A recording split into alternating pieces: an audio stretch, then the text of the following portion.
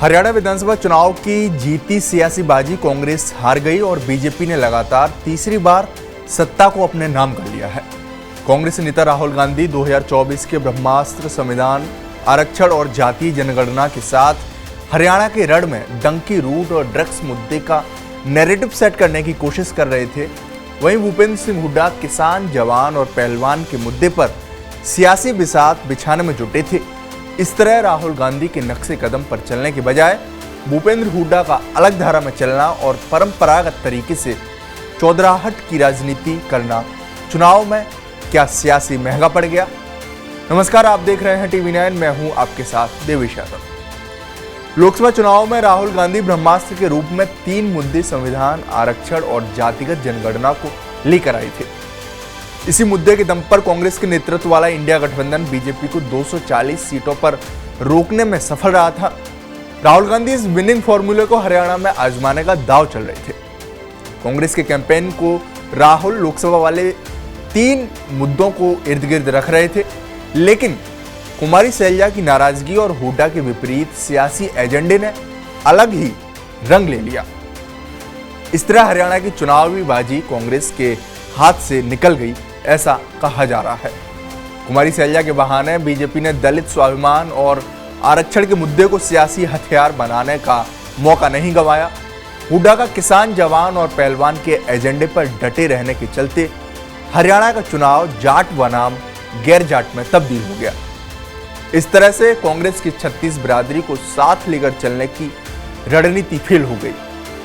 चुनावी नतीजों ने साबित कर दिया कि कांग्रेस का किसान, जवान और पहलवान का जो नैरेटिव सेट किया गया था, लेकिन ये तीनों ही मुद्दे जाट समुदाय से कहीं ना कहीं जुड़े हुए हैं। हरियाणा में किसान मतलब जाट और पहलवान का मतलब जाट है। जवान यानी पुलिस और सेना में भी जाट समुदाय के लोग ज्यादा हैं। इस तरह से हुड्डा जब किसान, जवान और पहलवान का मुद्दा उठा रहे थे तो सियासी संदेश कहीं ना कहीं जाट समुदाय से जोड़कर देखा जा रहा था। राज्य में ओबीसी जातियों को ये डर बीजेपी के पक्ष में काम कर गया कि यदि कांग्रेस सत्ता में लौटी तो जाटों की दबंगई फिर से शुरू हो जाएगी। इसी तरह लोकसभा चुनाव में जो दलित समुदाय और अन्य दूसरी जातियां कांग्रेस की तरफ बड़े पैमाने पर चले गए थे, वो इस बार बट गए और फायदा बीजेपी को मिला। राहुल गांधी हरियाणा में इंडिया गठबंधन के साथ चुनावी मैदान में उतरना चाहते थे, जिसके लिए उन्होंने आम आदमी पार्टी और समाजवादी पार्टी के साथ गठबंधन करने की इच्छा भी जाहिर की थी। राहुल गांधी ने इस बात को हरियाणा कांग्रेस के नेताओं से भी कहा था, लेकिन भूपेंद्र सिंह हुड्डा से लेकर रणदीप सुरजेवाला और कुमारी सैलजा तक रजामंद नहीं हुए। इस तरह राहुल के विपरीत कांग्रेस नेता चले और अकेले चुनावी अखाड़े में उतरे। कांग्रेस का अकेले चुनाव लड़ना महंगा पड़ा और अगर गठबंधन कर चुनाव लड़ते तो तस्वीर अलग होती, ऐसा भी माना जा रहा है। राहुल गांधी और कांग्रेस ने 2024 के लोकसभा चुनाव में संविधान और आरक्षण बचाने और जातिगत जनगणना का नैरेटिव सेट किया था। राहुल का ये दांव लोकसभा में जबरदस्त ढंग से काम कर गया था। वो इन्हीं मुद्दों को लेकर हरियाणा के चुनाव मैदान में उतरे।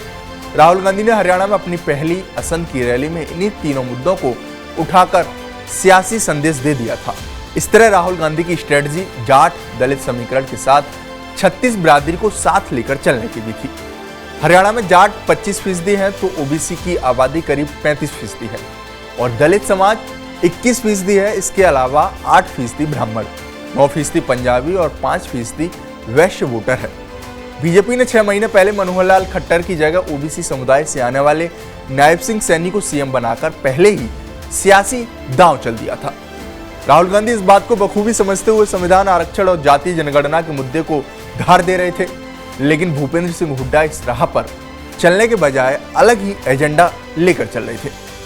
इसके पीछे हुड्डा को डर सता रहा था कि आरक्षण और जातीय जनगणना का मुद्दा उठाएंगे तो कहीं जाट नाराज न हो जाएं। हरियाणा में जाट उसी तरह से जनरल कैटेगरी में आते हैं जैसे यूपी, बिहार जैसे राज्य में ठाकुर और ब्राह्मण समुदाय है। हरियाणा में जाट सामाजिक, आर्थिक और राजनीतिक रूप से सबसे मजबूत माने जाते हैं। सरकारी नौकरी से लेकर तमाम ओहदों पर इनका दबदबा है। भूपेंद्र सिंह हुड्डा खुद भी जाट समाज से आते हैं। ऐसे में हुड्डा आरक्षण और जातीय जनगणना के मुद्दे को धार देने के बजाय किसान, जवान और पहलवान का नैरेटिव सेट कर रहे थे। इतना ही नहीं, हरियाणा में परंपरागत चौधराहट वाली राजनीति हुड्डा सेट कर चुनावी जंग फतेह करना चाहते थे।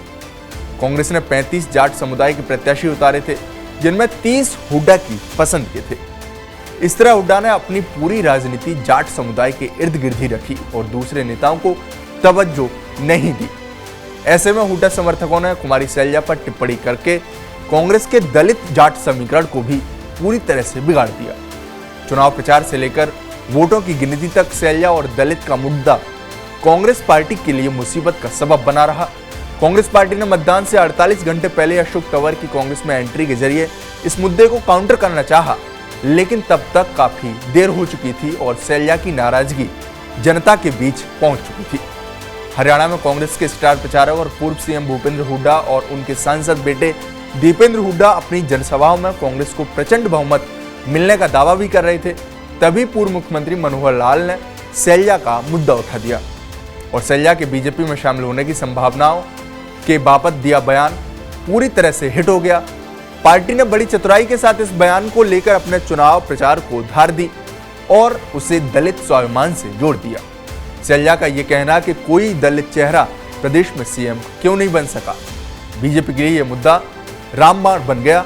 खुद पीएम मोदी ने अपनी चुनावी रैली में कहा कि भाजपा ने वंचित और पिछड़े समाज को हरियाणा में आगे बढ़ाया है।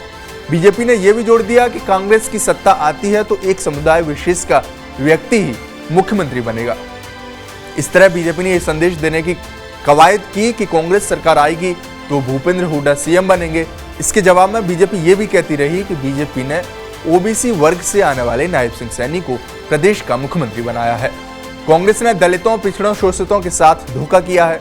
अब कांग्रेस इन जातियों का आरक्षण खत्म करना चाहती है। 2014 में जब हुड्डा प्रदेश के सीएम हुआ करते थे, तब ऐसा कोई साल नहीं था जब दलितों के साथ अन्याय नहीं हुआ हो। हर कोई जानता था कि दलितों के खिलाफ कांग्रेस पार्टी खाद पानी देती है। बीजेपी ये नैरेटिव सेट करने में कामयाब रही कि कांग्रेस की सत्ता आएगी तो कमजोर वर्ग के व्यक्ति को मुख्यमंत्री नहीं बनाया जाएगा। मौजूदा समय में हरियाणा के ग्रामीण इलाकों में ये मैसेज भी गया कि ये चुनाव हुड्डा और बीजेपी के बीच है। कांग्रेस का मतलब हुड्डा है। बीजेपी के इस प्रचार और नैरेटिव को भूपेंद्र हुड्डा ने खुद ही स्थापित करने का मौका दे दिया था, जब वो राहुल गांधी के एजेंडे से अलग हटकर अपना दांव चल रहे थे। इस तरह से एक तरफ बीजेपी गैर जाटों को अपनी ओर साधने में लगी थी, तो दूसरी ओर हुड्डा बनाम बीजेपी के जरिए कांग्रेस को पीछे छोड़ने का फॉर्मूला तैयार कर दिया गया। कांग्रेस की हरियाणा में कोई स्पष्ट रणनीति नहीं दिखी। राहुल गांधी जिन मुद्दों को उठा रहे थे उसे भूपेंद्र हुड्डा और हरियाणा के दूसरे कांग्रेसी नेता जमीन पर उतारने में पूरी तरह फेल रहे। कांग्रेस सिवाय इस भरोसे थी कि जनता इस बार उन्हें जिताने के लिए तैयार बैठी है। कांग्रेस ने प्रभावशाली और मुखर जाट समाज की नाराजगी को जनता की नाराजगी मान लिया। ऐसे में कांग्रेस मान बैठी थी कि जनता उसे ही जिताने वाली है। यहाँ तक कि जीतने के बाद कौन क्या बनेगा ये भी एडवांस में तय हो गया था। पोस्टल बैलेट की गिनती में कांग्रेस की बढ़त को पार्टी ने कुछ देर के लिए पूरा सच मान लिया, जबकि बीजेपी को बूथ मैनेजमेंट और अपनी सफल चुनावी रणनीति से कांग्रेस के अरमानों पर पानी फेर दिया। कांग्रेस में राज्य के किसी एक नेता पर आंख मूंदकर भरोसा कर कमान उसके हाथ में देने और बाकी की उपेक्षा करने की बजाय भी खेल बिगड़ जाता है। यही काम हरियाणा में हुआ। कांग्रेस अगर राहुल गांधी के सियासी एजेंडे पर आगे बढ़ती तो हरियाणा का चुनाव हुड्डा बनाम बीजेपी होने के बजाय बीजेपी बनाम आरक्षण और संविधान बनता तो सियासी तस्वीर अलग होती। इस तरह भूपेंद्र हुड्डा और कांग्रेस का अति आत्मविश्वास ने सत्ता की वापसी की उम्मीदों पर पानी फेर दिया और चुनाव के दौरान दलित नेता कुमारी सैलजा की नाराजगी कांग्रेस को डुबो गई। इस तरह राहुल गांधी के सियासी नक्शे कदम पर अगर भूपेंद्र हुड्डा और कांग्रेस चल रही होती तो बीजेपी के लिए 10 साल के सत्ता विरोधी लहर को तोड़ना आसान होता। आपकी इस रिपोर्ट पर क्या राय है, हमें कमेंट बॉक्स में जरूर बताएं। साथ ही हमारे चैनल को सब्सक्राइब करना न भूलें।